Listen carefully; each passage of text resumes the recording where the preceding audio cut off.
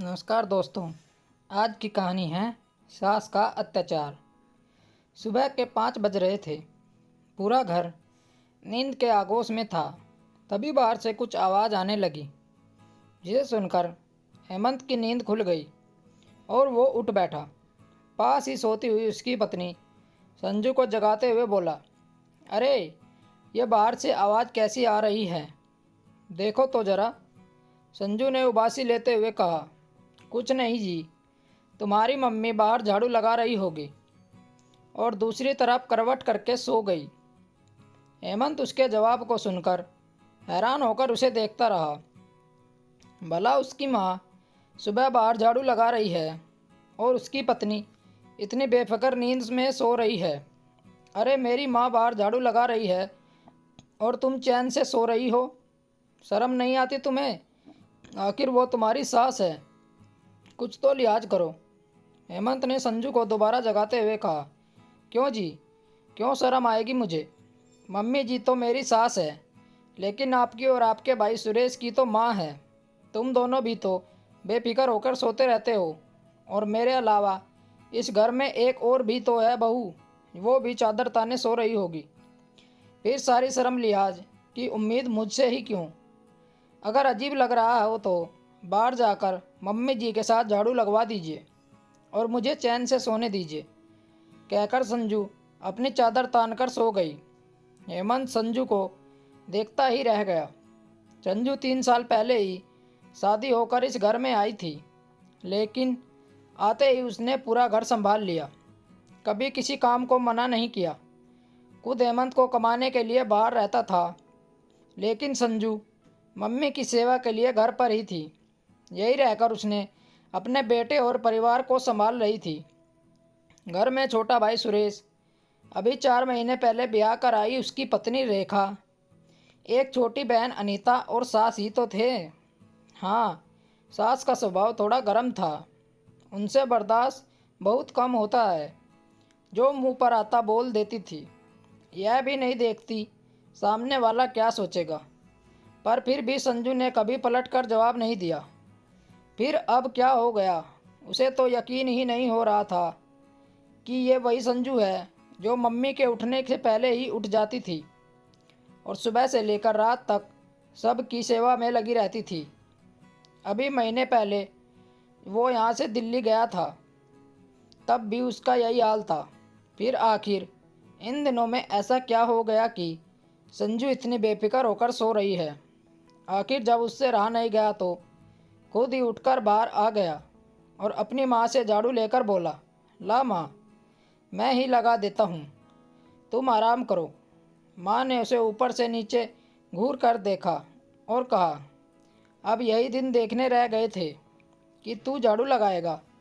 उस महारानी को नहीं बोल सकता था? आजकल बहुत रंग ढंग बदल गए हैं उसके। जब से छोटी बहू आई है, अपने आप को पता नहीं क्या समझने लगी है। अब रहने भी दो ना माँ, मैं ही लगा देता हूँ। कहकर हेमंत ने बात को टालते हुए माँ से झाड़ू लेकर लगाने लगा। अब बेटा बीवी को कुछ कहने की जगह खुद ही झाड़ू लगाने लग जाए तो भला कौन माँ बर्दाश्त कर सकती है?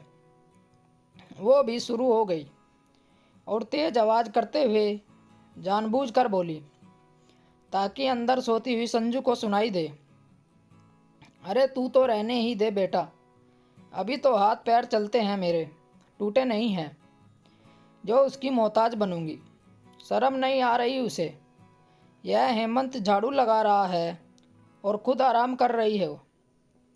घोर कलयुग है भाई। इधर संजू को सब सुनाई दे रहा था, लेकिन उसके बावजूद वो उठकर बाहर नहीं आई। आखिर वो अब फैसला चाहती थी। छोटी बहू को प्यार और बड़ी बहू को दुत्कार आखिर कब तक बर्दाश्त करती? तो वो इन सब के लिए तैयार थी। आखिर यह सब मम्मी जी का ही तो किया धरा था।